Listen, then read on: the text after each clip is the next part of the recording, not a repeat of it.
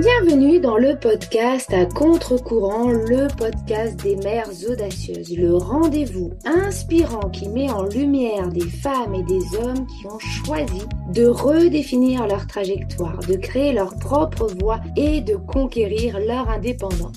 Je suis votre hôte, Nathalie Grimaud-Morvillier, et je suis honorée de vous accompagner dans ce voyage extraordinaire. Après plus de 15 ans en tant que salariée dans le domaine du marketing digital et après 4 discriminations à la maternité, j'ai décidé de prendre mon indépendance pour mieux profiter de mes enfants sans renoncer à ma carrière professionnelle. Avec la tribu digitale, j'aide désormais les parents à en faire de même. Dans ce podcast, à chaque épisode, nous vous présenterons des histoires captivantes de mères audacieuses, de pères engagés, mais surtout de parents déterminés qui ont trouvé le courage de se réinventer pour mieux concilier leur vie personnelle et professionnelle. Qu'il s'agisse de maman, de papa ou de famille, notre podcast est un espace où chacun peut trouver une source d'inspiration, de conseils et de perspectives pour embrasser un avenir empreint de flexibilité, d'épanouissement et de conciliation ainsi que de succès. Si vous êtes à la recherche de nouvelles manières de penser et ou de travailler ou encore d'astuces, c'est le podcast qu'il vous faut. Prenez dès à présent votre boisson préférée et c'est parti. Retrouvons-nous dans le nouvel épisode du jour. Bonjour à toutes et à tous et bienvenue dans notre nouvel épisode de podcast à contre-courant, le podcast des mères audacieuses. Et si entreprendre, ce n'était pas seulement une question de business plan ou d'indépendance financière? Et si entreprendre, c'était surtout s'autoriser à vivre ses rêves, à se créer une vie sur mesure, à incarner un autre modèle pour ses enfants, même dans un monde où tout semble encore taillé pour les autres, mais pas forcément pour nous, les femmes, les mères. Aujourd'hui, pour discuter de ce point, je reçois Laetitia qui a osé sortir du cadre. Après une carrière bien tracée dans une grande entreprise, un poste dans le consulting et des déplacements à rallonge, elle a décidé de dire stop. Stop à l'absence. Stop à la sensation d'être spectatrice de sa propre famille. Stop au modèle imposé. Son histoire, c'est celle d'une maman qui a choisi d'entreprendre pour reprendre le contrôle sur son temps, sur ses priorités et surtout pour montrer à ses filles qu'on n'est jamais obligé de choisir entre ambition et famille, entre réussite professionnelle et épanouissement personnel. Bonjour Laetitia, je suis ravie de t'accueillir aujourd'hui dans ce nouvel épisode. Bonjour à toi aussi et surtout merci pour ton accueil. Avec plaisir. Alors pour commencer, est-ce que tu peux te présenter à celles et ceux qui nous écoutent? Alors comme tu l'as dit, je m'appelle Laetitia. Actuellement, je suis créatrice et animatrice de parcours de formation. Donc j'accompagne les entreprises pour remettre du sens et je dirais même plus que du sens de la respiration dans les pratiques managériales et collectives. Tu m'as très bien présenté aussi quand tu as dit que dans mon parcours, j'ai été la salariée modèle, j'ai coché toutes les cases, le diplôme qui va bien, le parcours professionnel qui va bien aussi. Mais voilà, à l'intérieur, c'était pas vraiment moi. Mhm. Et donc, il y a eu ce déclic qui fait que aujourd'hui, je suis entrepreneuse accomplie. Exactement, et on va y revenir justement puisque c'est le sujet du jour. Avant cela, est-ce que tu peux nous dire depuis quand tu es maman et combien d'enfants tu as? Eh bien, écoute, ça va faire 13 ans et demi que je suis maman de Mhm. deux petites filles qui s'appellent Eleanor et Candice. Et j'ai la chance d'avoir deux petites filles qui sont incroyablement inspirantes, puisque très différentes. J'ai une aînée qui est une fonceuse bricoleuse toujours en mouvement, et une deuxième me ramène aux paillettes, au maquillage et à la danse. Bon, génial. Donc, deux profils, finalement, deux films avec deux profils complètement différents, mais c'est souvent ça d'ailleurs dans les fratries, hein. Tout à fait. Et je trouve que c'est extraordinaire de voir la complicité, la complémentarité qui peut exister malgré ces belles différences. Mm, c'est clair. Alors, est-ce que tu peux nous raconter comment nous nous sommes rencontrés? Eh bien, nous nous sommes rencontrés grâce à une connaissance commune qui s'appelle Claire Olivier, qui nous a mis en contact. Et comme quoi, quand on connaît des bonnes personnes, elles nous font faire des belles rencontres. Euh, Exactement.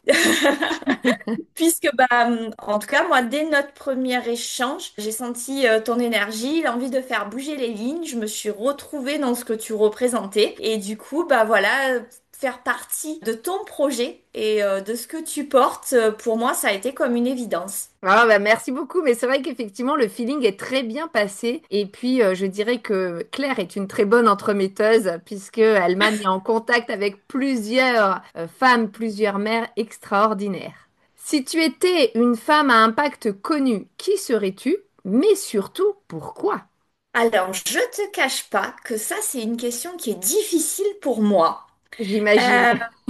Euh, voilà. Alors, notamment qui est difficile parce que j'ai rarement l'habitude de me comparer à des femmes fortes, en tous les cas, puisque je me suis rendu compte que les femmes qui m'inspiraient, c'était souvent des femmes fortes. Mais malgré cette difficulté, j'ai eu deux noms qui me sont venus instantanément à l'esprit. Alors, je vais tricher un peu, je vais donner les deux. Ok.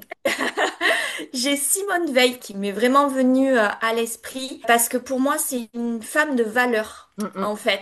C'est une femme qui est digne, qui est courageuse. Je dirais que c'était une force tranquille et elle me donne cette envie qu'on peut faire preuve d'énormément de force sans jamais pour autant renoncer à sa sensibilité et à ses valeurs profondes. Mm. Donc c'est ça qui m'a inspirée chez elle. Puis il y a une femme un peu plus moderne, on va dire un peu plus dans l'air du temps, qui m'est venue aussi, et c'est Oprah, Oprah Ah Winfrey, oui. Mm. parce que je trouve que c'est une femme inspirante parce qu'elle donne la parole à ceux qu'on n'écoutait pas forcément. Elle incarne pour moi qu'on peut réussir sans pour autant masquer ses failles, qu'on peut être impactante tout en portant sa propre vérité. Alors tu vas peut-être penser que c'est curieux ce que je dis, mais je trouve que ces deux femmes, dans leur conviction, dans ce qu'elles représentent, elles se ressemblent beaucoup. Mais on est bien d'accord que je n'ai ni l'envergure de Simone Veil, ni celle d'Oprah. Mais que, voilà, à mon échelle à moi, transmettre, réveiller, redonner ce pouvoir d'action, j'ai trouvé que, en tous les cas, encore une fois à mon échelle, je pouvais faire partie de ces femmes qui croient en l'humanité, qui agissent pour la faire grandir et qui ont envie de mettre leur énergie à cet endroit-là. Exactement, mais effectivement, on est toutes capables à notre échelle, comme tu le dis, d'impacter positivement le monde. C'est juste en fait une posture et finalement, on peut aussi être quelqu'un à impact, une femme à impact, pas aussi connue que les deux personnes que tu as citées précédemment, mais qui va impacter positivement les personnes qu'elle va rencontrer en les mettant en lumière, etc. Et ça, c'est essentiel puisqu'on est toutes en capacité justement de le faire. Maintenant, pour entrer dans le vif du sujet, est-ce que tu peux nous raconter ce que tu imaginais quand tu as fini finalement tes études, hein, au début de ta carrière? Et puis, est-ce que le modèle finalement grande entreprise, carrière toute tracée, était à ce moment-là une évidence pour toi? Ben, je vais répondre oui. À ce moment-là, je sors avec mon beau diplôme d'une belle école. J'ai un parcours académique exemplaire. J'ai fait des stages hyper valorisants. J'ai la chance de rentrer dans une grande entreprise. Je me vois dans une carrière ascendante. Enfin bref, la reconnaissance, enfin, tout ça. À ce moment-là, ça me semble être une évidence. Et d'ailleurs, ça me semblait être une évidence parce que depuis toute petite, Hmm, on m'avait appris à viser cette évidence-là et à quelque part, j'irais même dire que c'est ce qu'on attendait de moi. ouais, Et donc, ben, je me suis engouffrée dans ça sans même jamais me poser de questions, en tous les cas. ouais. Donc oui, j'y ai cru, pas du tout parce que j'avais une ambition démesurée, mais parce qu'en fait, je pensais que la réussite, ça devait passer par ça. Mm.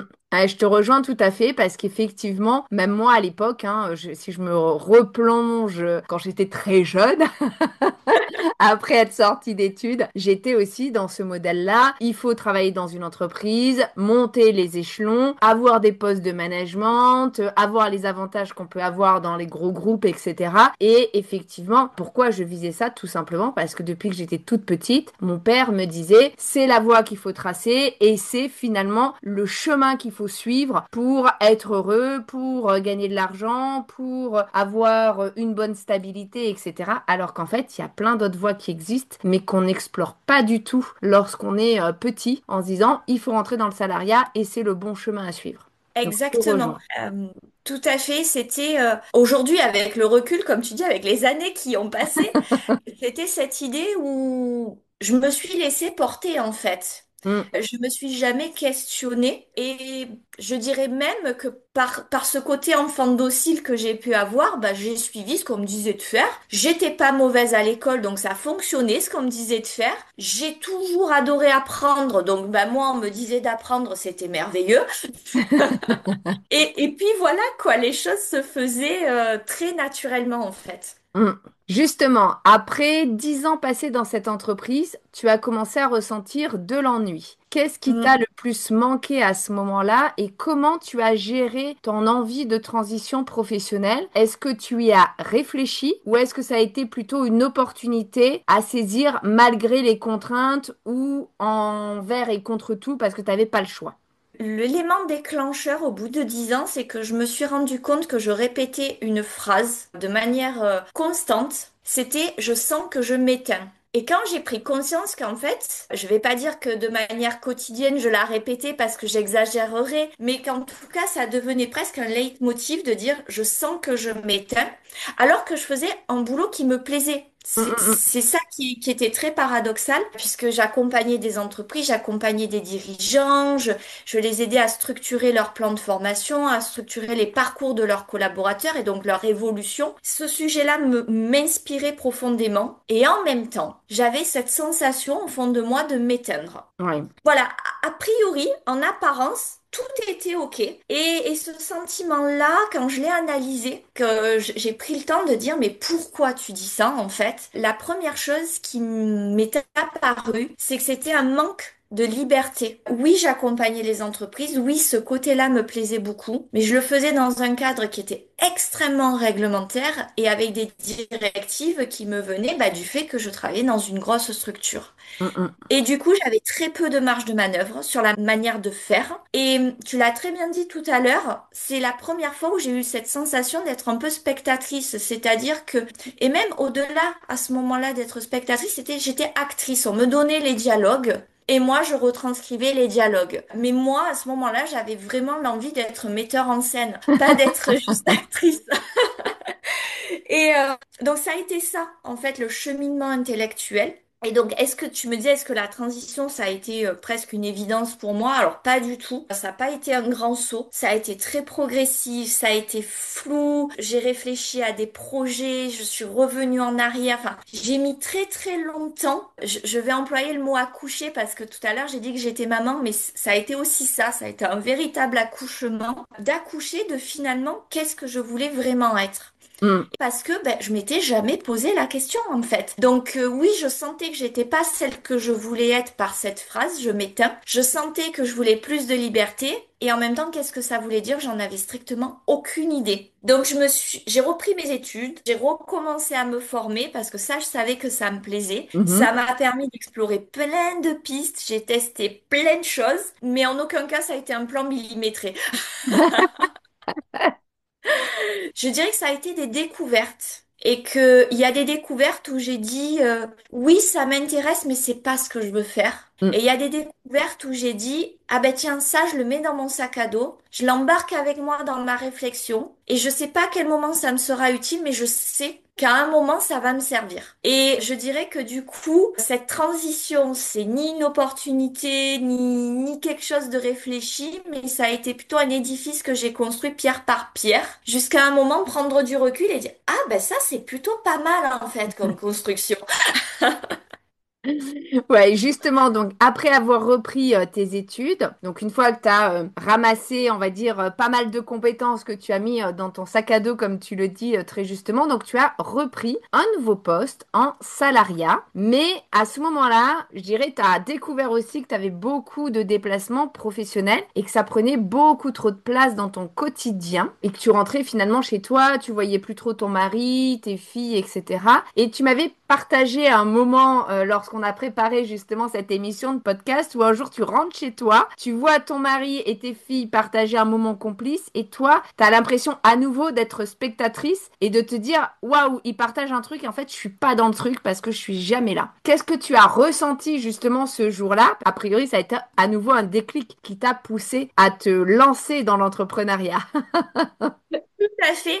Alors, ben, pour remettre les choses dans leur contexte, effectivement, après 10 ans dans l'entreprise où je disais tout à l'heure que je cherchais de la liberté, j'ai une opportunité de devenir consultante. Donc, en plus, c'était une évolution professionnelle géniale, merveilleux, puisque je retrouvais cette liberté et j'avais cette sécurité du salariat. Donc, je me suis dit, bingo, c'est le plan parfait, tu fonces. Et puis, ben, ce plan parfait, oui, encore une fois, je me suis éclatée d'un point de vue professionnel. Mais tu le dis très bien, ça a été de nombreux déplacements et oui, ce moment, et quand t'en parles, je le ressens encore dans mon corps, ce moment où j'arrive et je vois cette scène et je l'ai sous les yeux au moment où je t'en parle et je vois cette complicité entre mon mari et mes filles qui sont en train de rire à une blague qu'ils ont entre eux. Mais moi, je sais même pas le sujet sur lequel ils sont en train de rire. Et j'ai l'impression de ne même plus appartenir à ma propre famille. À ce moment-là, je sais pas du tout de la jalousie vis-à-vis de mon mari que je ressens. Pas du tout, du tout. Mais par contre, c'est vraiment le cœur de maman qui se brise. J'ai réalisé que j'étais pour moi en train de perdre des morceaux de ma vie et des moments en fait que j'avais pu imaginer comme étant insignifiants et qui là me revenaient en ayant une valeur immense à mes yeux. Hmm. Alors, je le dis avec beaucoup d'humilité parce qu'en fait, je suis pas en train de dire que c'est la vérité de toutes les mamans, mais en tout cas, ça a été la mienne à ce moment-là. Et moi, à ce moment-là, j'ai compris que j'étais en train de me perdre à nouveau, que j'étais en train de réussir encore une fois sur le papier, mais que je m'effaçais de mon histoire en fait. Et là, je me dis, c'est quoi ta place finalement? Hmm. Aussi bien dans ta famille que dans cet univers professionnel. Et c'est vraiment ça, enfin, ce sentiment, ça a vraiment été ça, ce déchirement du cœur qui fait que tu te dis, non, je veux plus ressentir ça. Et pour ressentir ça, va encore falloir que tu travailles sur, elle est où ta juste place. Ouais, ouais, et ça me donne des frissons là, tout ce que tu racontes, parce qu'effectivement, j'ai vécu aussi ce genre d'histoire. Alors, un peu de la même manière, quand j'étais donc dans des postes vraiment très haut placés, notamment dans une filiale du groupe Vivendi, j'étais 2 journées par semaine en part-time à Berlin. Et donc, à l'époque, j'avais que mes deux grands, donc qui étaient très petits, puisque ma petite devait avoir 1 an et demi, et j'ai loupé énormément de moments avec elle qui à chaque fois ont été filmés par mon mari, par exemple ses premiers pas, par exemple, enfin pas mal de choses, parce qu'en fait j'étais jamais là finalement, ou j'étais pas suffisamment là. Et c'est vrai qu'après pour mes 2 derniers, je me suis dit en fait je veux pas faire la même chose et j'ai refusé des postes qui me permettaient de partir à l'étranger, qui me permettaient effectivement de m'éclater professionnellement, mais qui ne me permettaient pas d'avoir la place que je voulais avoir dans ma famille parce que bah, j'étais effectivement la maman tout le temps absente qui partait à 5 heures du mat prendre son avion, qui rentrait 2 jours après à 23 heures et voilà, et qui travaillait effectivement beaucoup. Mais je voulais avoir plus de relations avec mes enfants et je comprends totalement, ça me met des frissons ce que tu racontes parce que sur d'autres situations, j'ai vécu quelque chose de similaire où je me suis dit non mais c'est pas possible, je peux pas faire ça pendant 20 ans. Je vais jamais connaître mes enfants à ce rythme-là. Mais après, comme C'est tu dis, vrai ça. c'est notre vérité, c'est pas forcément la vérité de toutes les mamans. Certaines, ça leur va bien de travailler beaucoup ou de pas voir énormément leurs enfants. Certaines ont plus besoin. Et en fait, il faut aller chercher au fond de nous ce que nous, on a vraiment envie sans forcément se dire, ouais, mais la société, elle va dire que, ou les proches, ils vont dire que, etc. Et ça, c'est souvent la chose qui peut être la plus difficile. Oui, tout à fait. Et c'est pour ça que j'ai insisté tout à l'heure que c'est ma vérité, Mm, c'est pas mm. la vérité absolue et que chacun, en fait, j'ai parlé de trouver sa place, c'est vraiment ça. En fait, c'est trouver sa place d'un point de vue professionnel, trouver sa place d'un point de vue personnel, que ce soit en tant que maman, en tant que femme, peu importe, j'ai envie de dire, mais de pas se fier au qu'en dira-t-on, C'est ça. au jugement des autres, aux injonctions qu'on a pu entendre depuis l'enfance aussi, à l'impression aussi des missions qui sont confiées aux femmes dans l'éducation des enfants encore aujourd'hui, même si les choses évoluent et changent. Non, en fait, je pense qu'il faut se faire confiance. C'est ça. Je suis tout à fait aligné avec ce que tu nous racontes. Alors justement, après tout ça, tu as décidé de te lancer dans l'entrepreneuriat. Je suppose, comme chaque fois qu'on change et qu'on va dans un domaine qu'on ne connaît pas, que tu as eu des doutes, que tu as eu des peurs avant de sauter le pas. Si oui, c'était lesquelles et comment surtout tu les as surmontées? Oui, on va pas se mentir, franchir ce saut-là, c'est quelque chose qui m'a terrorisée. D'autant plus que ça terrorisait mon mari aussi. Donc on va dire que il me renvoyait les peurs que même éventuellement je n'avais pas. Il me faisait bien penser à tout ce qui pouvait se passer. Et puis, quand même, une peur essentielle, c'est que nous sommes un foyer où c'est moi qui avais le plus gros salaire. Donc, aussi de se dire, mais si je réussis pas, qu'est-ce qu'on devient? Mais malgré tout, donc malgré toutes ces peurs, étant quand même formée à l'intelligence émotionnelle, je m'en suis servie pour moi-même. Et je me suis dit, n'oublie pas une chose, 90% de nos peurs sont juste des constructions de notre cerveau Mm. qui nous invite à réfléchir et à mettre en place des choses pour nous rassurer. Donc j'ai fait les choses vraiment pas à pas, de manière très cartésienne. Bon, ben, tu as peur de ça, qu'est-ce qu'il va falloir que tu fasses pour rassurer ta peur? Alors, encore une fois, je suis pas en train de dire que par ce moyen-là, j'ai effacé toutes les peurs. Mais en tout cas, je me disais que je mettais des choses en place pour pas que ce que mon cerveau imaginait se réalise. Mm. Et Et puis rien que ça, on le voit aussi beaucoup. Finalement, je crois que c'est 80 ou 90% des peurs ne se réalisent jamais. C'est juste du tout fantasme. à fait. Donc en réalité, on a beaucoup de peurs qui ne vont jamais se réaliser. Donc c'est vrai que voilà, se rassurer en se disant bon bah dans le pire des cas, qu'est-ce que je peux mettre en place pour éviter que ça arrive, ça va rassurer et ça va permettre de se mettre en action. Donc tu as totalement bien fait. Donc exactement, bah, en fait, bah, je me suis servi comme je disais tout à l'heure, hein, j'avais rempli mon sac à dos. Là, c'était le moment de m'en servir et de m'en servir pour moi, de dire, bah, ok, t'as appris des choses, tu vas te les appliquer, tu vas travailler sur toutes les croyances que t'as pu avoir par rapport à l'entrepreneuriat. Enfin, aujourd'hui, ça fait quelques années que j'ai créé mon entreprise. J'ai encore mes parents qui me disent régulièrement, bon, alors quand est-ce que tu retrouves un emploi stable? Ah, je te rejoins sur toute la ligne. Alors nous, c'est mon beau-père qui dit tout le temps à mon mari, quand est-ce que tu vas avoir un vrai travail? Ah, parce que travailler à Voilà. la maison, en chaussettes, c'est pas un vrai travail, en fait.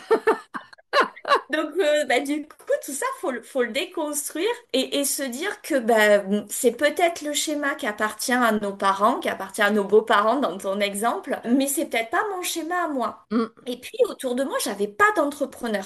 mm. Donc, cette crainte de dire, mais comment tu vas faire? Tu n'as pas de personnes ressources. Donc, j'ai aussi commencé à trouver des personnes qui pouvaient être des personnes inspirantes dans l'entrepreneuriat, qui pouvaient me donner des conseils. J'ai pas hésité à taper aux portes, à être curieuse avant de dire, bah, ça y est, j'y vais, quoi. C'est bon. Et puis, quand j'ai commencé vraiment à construire mon parcours, j'ai décidé de partager ce parcours, notamment avec les jeunes collégiens, et pour montrer que l'entrepreneuriat, c'est aussi une orientation professionnelle et qu'il faut pas l'oublier, et notamment pour les femmes. Et donc, j'ai partagé mes réflexions avec eux, et il y en a un jour qui me pose une question et qui me dit, mais quelle est la première fois que vous avez entrepris? Et moi, en toute honnêteté, je réponds, bah, c'était dans la construction de mon parcours, hein, donc je lui dis, bah, c'était il y a 3 mois, mais je vais vous expliquer toute la réflexion qu'il y a eu, tout le parcours. Enfin, c'était il y a 3 mois, mais en fait, l'entreprise est née il y a 3 mois. C'est un parcours qui est beaucoup plus long. Et puis je pars de cette réunion et je remonte dans la voiture.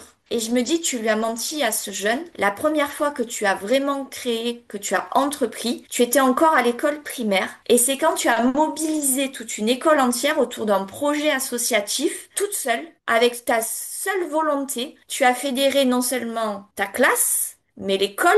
Et derrière, je suis même allée chercher les parents qui étaient eux-mêmes artisans ou autres pour qu'ils collaborent au projet. Et je me dis, mais en fait, là, tu n'as plus à avoir peur. Tu as ça vraiment en toi. Regarde, sans même le savoir, tu l'as fait enfant. Et c'est Ouais. juste que tu l'as oublié. Mm, mm. Reconnecte-toi à cet enfant-là et tu vas voir que toutes les forces dont tu as besoin, tu les as. Ouais, c'est clair. Waouh. En tout cas, j'adore ce que tu nous transmets aujourd'hui. Tu es donc entrepreneuse, tu as ta propre activité, tu crées aussi ton propre rythme de travail, mais souvent tu évoques encore une charge mentale qui est bien présente. C'est vrai qu'aujourd'hui, chez les femmes et encore plus chez les mères, on a quand même encore plus de charge mentale que les hommes, même si de plus en plus d'hommes s'investissent vraiment dans leur foyer et pour leur vie familiale. Comment tu fais au quotidien pour trouver ton équilibre et garder de la place aussi pour toi? Parce qu'on le sait, et j'avais interviewé il y a quelque temps une personne qui était venue parler de l'égoïsme sain. Si on prend pas du temps pour soi, c'est compliqué après d'accorder du temps de qualité à ses enfants, à son mari et d'être 100% entièrement disponible pour eux, leurs problématiques, leurs envies, leurs souhaits, etc.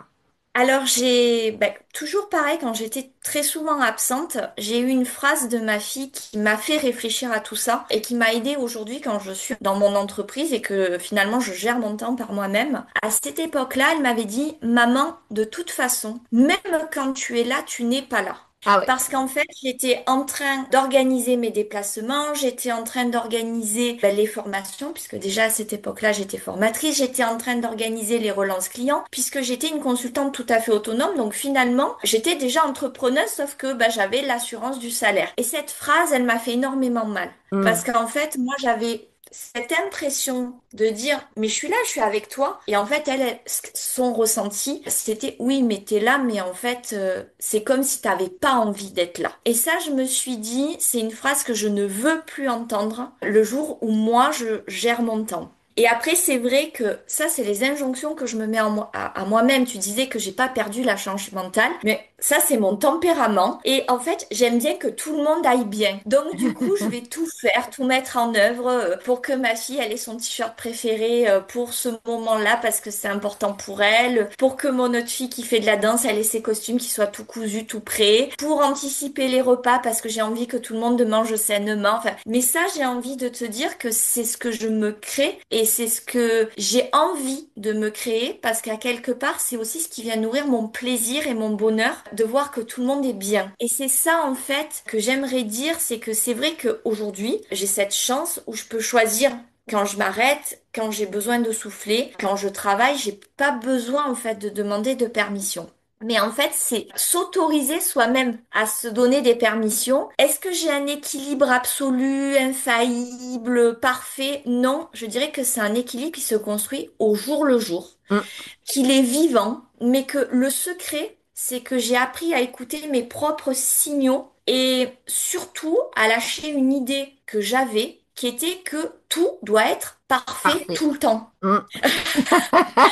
Euh, et donc le premier travail que j'ai fait, c'est là-dessus, en disant, mais en fait, il n'y a pas besoin que ce soit parfait, il y a juste besoin que ce soit fait. Et si tu y mets pas cette intention-là, tu vas passer moins de temps à faire ça, ça va devenir une charge moins importante. Et du coup, ça va te permettre d'être soulagé parce que c'est fait quand même, mais tu as juste accepté que ce soit peut-être un tout petit peu moins bien fait. Et ça, c'est aujourd'hui, c'est quelque chose sur lequel j'ai travaillé et qui me permet de dégager du temps pour moi, tu le disais. Moi, je dis souvent que la santé mentale du dirigeant est le reflet de la santé d'une entreprise. Mm. Et que du coup, si je ne pense pas à ma santé mentale, et ma santé mentale, elle passe aussi par les moments de bonheur que je partage avec mes enfants, s'ils sont pas riches, derrière, c'est mon entreprise qui va en pâtir.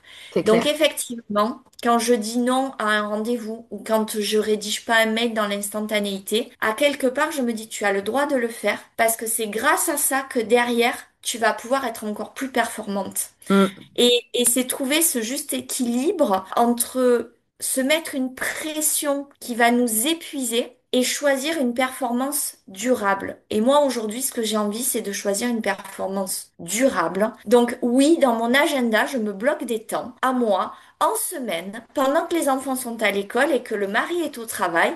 Je me dis, ça, c'est mon moment de respiration, c'est mon moment pour moi. Je fais pas tout le temps la même chose parce qu'il y a des moments où je vais avoir envie de me ressourcer en buvant un café avec des copines, en étant dans l'échange, en étant, entre guillemets, dans quelque chose de très euphorique, de très galvanisant, de très énergétique. Et puis, il y a d'autres moments où je sens qu'au contraire, j'ai besoin d'introspection, j'ai besoin d'être seule face à moi-même. Et ça, j'arrive à le savoir et je l'ai dit précédemment, juste parce que j'ai appris à écouter mes besoins et à pas être dans la force permanente par rapport à tout ça. Ouais. Ouais, je te comprends. Effectivement, je suis dans le même schéma. En tout cas, je trouve qu'on se rejoint énormément sur plein, plein, plein de choses, en fait, dans notre organisation. Bon, cette aventure entrepreneuriale, c'est aussi finalement un moyen de transmettre des choses à tes filles, puisque tu as deux filles, donc qui vont devenir des femmes, potentiellement aussi des mamans. Quelle est l'image de la femme et de la réussite que tu souhaites tout simplement leur transmettre et qu'elles retiennent de ton parcours aujourd'hui, ou même plus tard d'ailleurs?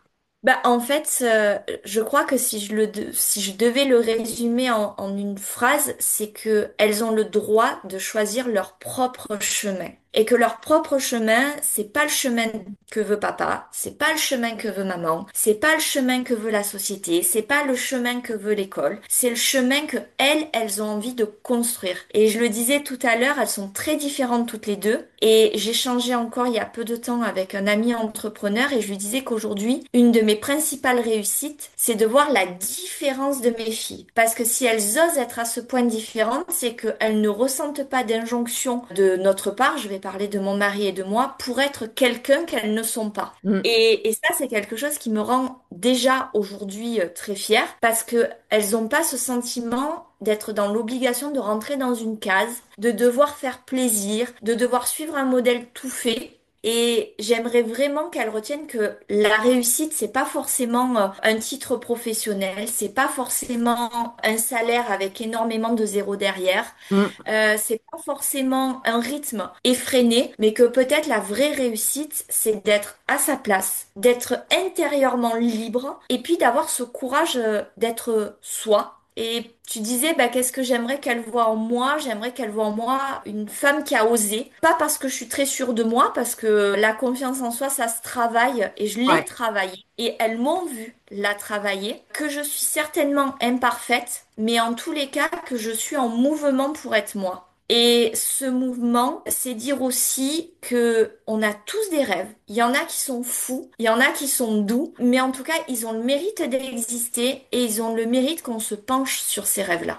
Mm, c'est clair, c'est clair. Merci beaucoup en tout cas pour cette interview passionnante. J'ai adoré notre moment ensemble. Pour la terminer, est-ce que tu aurais une réussite ou un moment à nous partager, bien sûr, en relation avec le sujet du jour? Bah écoute, la réussite, c'est pas vraiment une réussite, mais en tout cas, c'est une phrase qu'un de mes stagiaires m'a donnée en fin de formation et je me suis dit, ce jour-là, en fait, ça a été un déclic pour moi. J'ai dit là, ça y est, tu es vraiment à ta juste place. Et ce qu'il m'a transmis, c'est ce retour où il m'a dit, j'étais pas convaincue quand je suis arrivée dans cette formation, mais tu as réussi à m'attraper. J'ai eu envie de t'écouter, pas parce que tu nous donnais des recettes miracles, mais parce que tu es venu avec les ingrédients et tu nous as laissé libre de créer notre propre recette. Waouh, j'adore.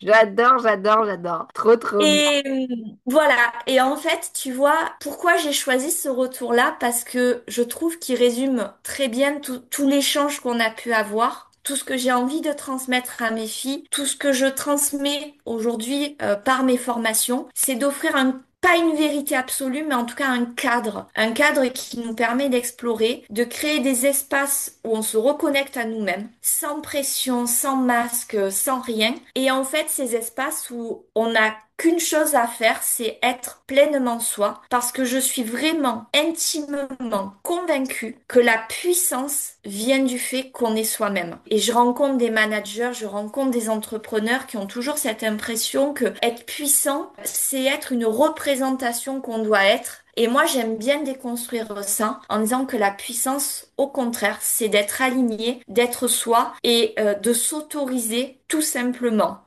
C'est clair. Eh ben, merci beaucoup en tout cas pour ton partage, pour le partage de ton parcours et puis aussi tout ce que tu nous as expliqué, proposé dans cet épisode. Franchement, j'ai adoré. Nous voyons ici d'ailleurs que à travers ton parcours, finalement, l'entrepreneuriat, ce n'est pas seulement créer une entreprise, c'est surtout créer une vie qui nous ressemble et ça, c'est vraiment essentiel. On peut s'autoriser à vivre nos rêves si bien sûr nous osons sortir des cases bases qui nous ont été inculquées finalement depuis qu'on était tout petit ou toute petite. Et si nous osons aussi dire non aux modèles imposés pour pouvoir créer notre propre modèle. Et tout cela, c'est complètement possible parce qu'on peut montrer aussi à nos enfants que tout est possible, même pour une femme, même dans un monde qui est quand même encore fortement imprégné de patriarcat, en tout cas aussi dans le monde professionnel. Peut-être que d'ailleurs cet épisode vous donnera, à vous qui nous avez écoutés, la force de vous lancer pour pouvoir suivre votre propre chemin et faire de vos propres rêves votre propre réalité pour oser enfin vivre une vie qui vous ressemble. Non pas demain, non pas quand tout sera parfait, mais maintenant. Dans tous les cas, si cet épisode vous a parlé, n'hésitez pas à le liker, le commenter ou même à le partager à une maman qui en aurait besoin. Qui sait, vous pourriez être à l'origine d'un changement radical. Car n'oubliez jamais que concilier ambition et famille, ce n'est pas un mythe, c'est avant tout un choix, votre choix. Et puis en attendant notre prochain épisode, je vous souhaite à toutes et à tous une très belle journée, après-midi ou soirée et surtout, prenez soin de vous.